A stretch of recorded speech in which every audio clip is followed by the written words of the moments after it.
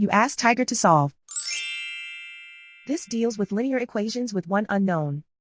The final result is r equals 1. Let's solve it step by step. Simplify the expression. Group like terms. Simplify the arithmetic.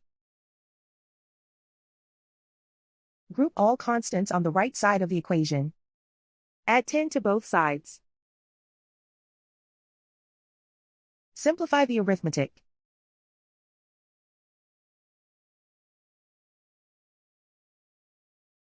Isolate the r. Divide both sides by 10.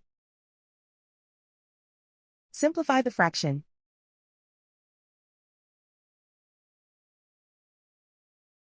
And so the final result is r equals 1.